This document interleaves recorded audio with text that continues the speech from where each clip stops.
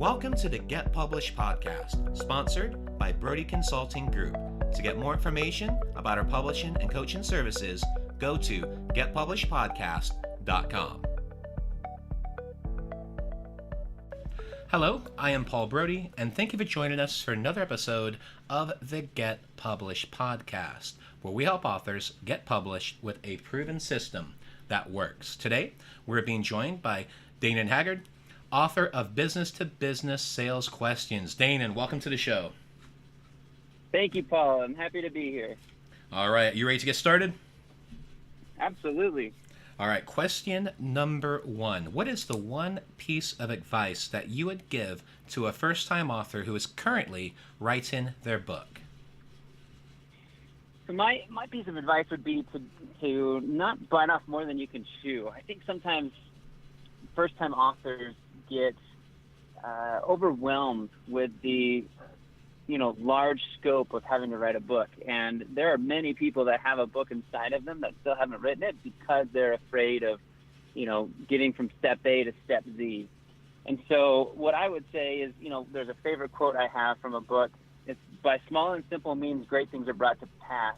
And I love that quote because, it's just a simple, small things each day that in the end are going to make the big difference. And so if you can map it out, find 30 minutes a day, 20 minutes a day, an hour a day, whatever it is that you have, or even if it's a week, and just say, I'm dedicating this time, this day to writing.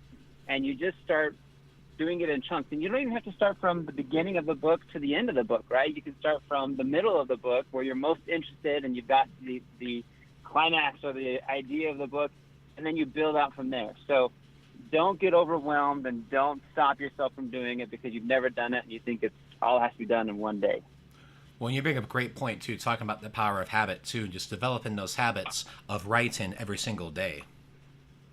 Absolutely. Yeah, it's crucial, right? I mean, you've done this, I've done this, and it's important that you just get in that habit, do it, make it regular. Like I said, even if it's every Thursday, right? That, from 3 to 4 on Thursday, that is my time to write. And you just do it. And over time, you'll see how easy it is and then how excited you are when it's finally done. Absolutely.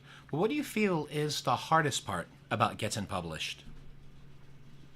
So I think that the hardest part is determining which route to take these days. So I see that there's two different avenues you can go with the way that the world is and technology allows us to go today. You can either go out and get published, and there's lots of ways to do that. There's lots of books and articles and ways to learn how to get published.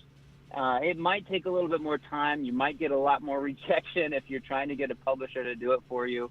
And the other route is to be self-published, right? There's lots of different ways for you to self-publish your book. It's going to take some effort on your side as well. The difficulty there is it's going to take you time to get, recognized and noticed, and for people to, buy the book and read it and review it and all that. So each way has its challenges, and you just have to pick which one you think fits best for your model and which one your personality will do best with. So that, to me, was the hardest part, was determining which way do I want to go and then, making a game plan to do it. And which way did you go for your book, Dainon? I went self-published. So I had a lot more control that way.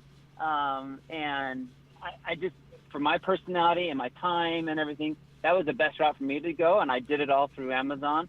And I've had great results from it. I'm writing another one as we speak.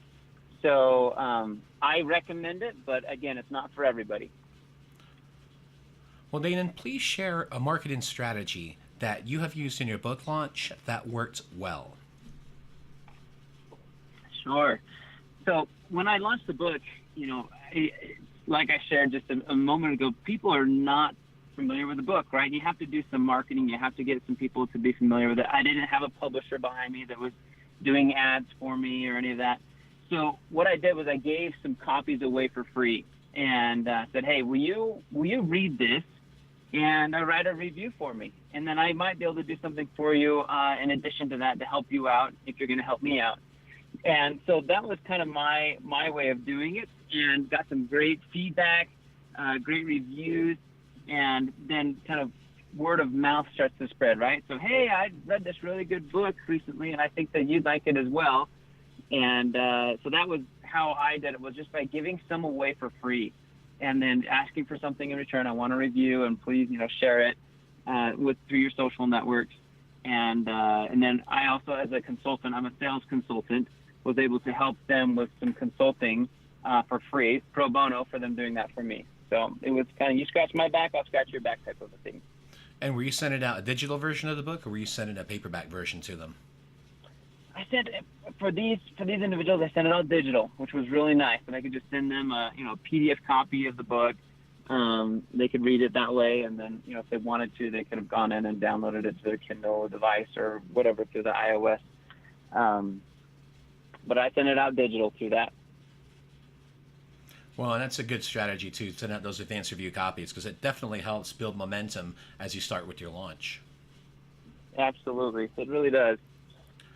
Well, let's talk about your favorite book. So what is your favorite book, and what was the number one thing that you learned from it? So like I mentioned, I'm a sales consultant. I work with companies and their sales teams, and help them to be better at finding and engaging and negotiating and closing large deals. And I've worked with startups all the way up to $200 billion in revenues. And one book that I've loved throughout the years is Good to Great. And the reason why I like it so much is because in it really reveals through scientific studies the characteristics that they found through their research that helped not only businesses but leaders to become great. And the science showed, the research showed, that it wasn't the typical characteristics of a leader, of a CEO or whoever it may have been, that led their company or their team to greatness. It was characteristics that normally you would not see as being great leadership characteristics. One of them that always sticks in my mind is being humble. For example, they found that leaders that performed best and were able to really rally the troops and perform great things were the ones that were humble and didn't take the recognition when great things were done. However, on the flip side, when there was a problem, that leader was willing to point the finger at themselves and say, you know what, this is my fault, and I need to fix this. So not always wanting to take the recognition for the good things, but willing to take the recognition for the bad things, help to build the camaraderie on the team, help to build, just the success of the business. And that one's always stuck with me, and I love that it's backed up by research and hundreds and hundreds of leaders that were interviewed and employees and statistics. So. Cool. Thank you for sharing that. And then for a final question, What is your favorite quote and why? So I love the quote from Dale Carnegie in the book, How to Win Friends and Influence People. He said, you can make more friends in 2 months by becoming interested in other people than you can in 2 years by trying to get other people interested in you. And, you see this. I'm going to use social media as an example because almost everybody uses social media to some degree today. There are so many people out there that want to build their social media following. And most people go about it the wrong way. They just care about themselves. They don't get involved with anybody else. They close their networks, different things like that really don't involve anybody else, but they're hoping that everybody, just notices them and starts to follow them. And that's not the best way to build a social network or even a friendship. It's to get involved in and get to know other people first. And if they see that you're truly interested in them, then they're going to want to be friends with you. So I love that quote because, again, I think the world tries to flip it the other way. But, the truth is that if we will love others first and be interested in them, then they're going to want to do the same and reciprocate for us. Yeah, I couldn't agree more. I mean, one of the biggest lessons I think we've learned in networking is it's not about you, it's not about pitching your stuff, it's about the other person, getting to know them and actually showing that you care about them versus just as another lead. And it's almost like taking that holistic approach, like with a bedside manner with a doctor when they're seeing a patient, where you have got to care about that person. And by doing that, you're going to build such a more powerful relationship.